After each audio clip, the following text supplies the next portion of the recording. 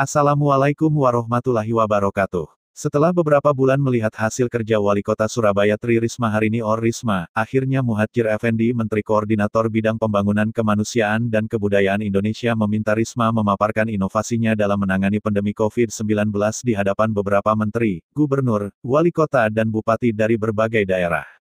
Permintaan Muhadjir tersebut disampaikan tatkala berkunjung ke Surabaya, Jumat tanggal 19 Juni tahun 2020.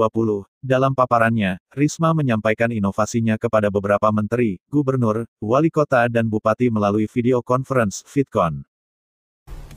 Dalam kesempatan itu, Risma memamparkan berbagai inovasi dalam menangani COVID-19, mulai dari pendataan, memetakan klaster-klaster, menampung pasien yang hasil rapid testnya reaktif di hotel untuk diisolasi, menyulap hotel asrama haji menjadi ruang isolasi bagi pasien COVID-19 dengan status sebagai orang tanpa gejala (OTG), sampai mendapat bantuan dari Badan Intelijen Nasional (BIN) dan BNPB berupa pinjaman unit mobil laboratorium PCR.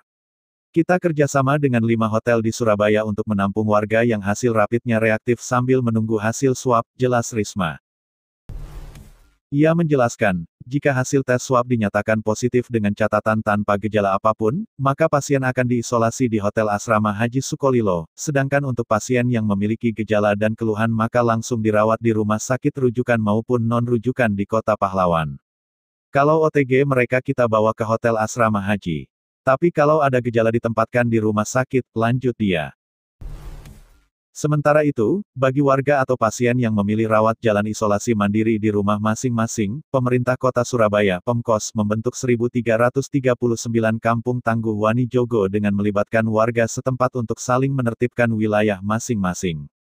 Terutama jika di daerahnya terdapat warga yang terkonfirmasi COVID-19. Jadi masyarakatlah yang menjaga mereka, pasien, selama isolasi mandiri. Misalnya warga Wani ngandani, negur. Masyarakat itu akan negur ketika ada tetangganya yang tidak menggunakan masker misalnya Pemkos itu, ungkap dia.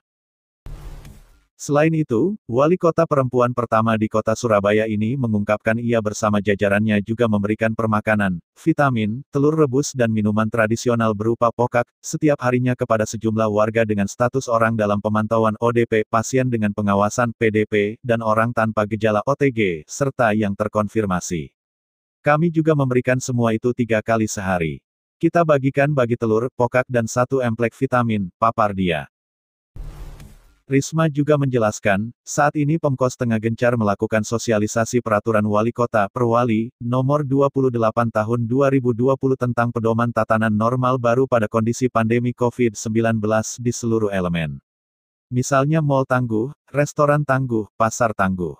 Tidak hanya itu, yang saat ini sedang dipikirkan Wali Kota Risma adalah menyiapkan protokol kesehatan di bidang pendidikan. Protokolnya bukan hanya di sekolah saja, tetapi mulai dari berangkat, tiba di sekolah, ke toilet hingga pulang sampai tiba di rumah masing-masing, kata dia. Berbagai terobosan lainnya juga disampaikan Risma dengan detail. Sementara itu, Menteri Koordinator Bidang Pembangunan Manusia dan Kebudayaan Indonesia, Muhadjir Effendi mengungkapkan para wali kota atau kepala daerah yang diundang dalam VidCon ini dinilai memiliki pengalaman tentang bagaimana cara mengatasi situasi di tengah pandemi COVID-19. Kami mengundang beberapa wali kota berdasarkan dialog saya, kesimpulannya kepala daerah ini memiliki pengalaman bagaimana mengatasi situasi yang sangat menekan dan sulit dengan segala kelebihan dan kekurangannya, kata Muhadjir Effendi mengawali sambutannya.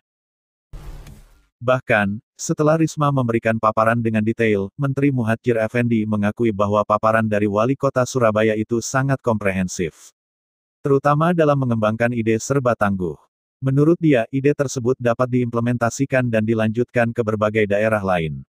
Ide serba tangguh saya kira merupakan bentuk implementasi dari gugus tugas yang sangat baik untuk dilanjutkan di daerah yang lain. Apa yang disampaikan juga komprehensif, pungkasnya.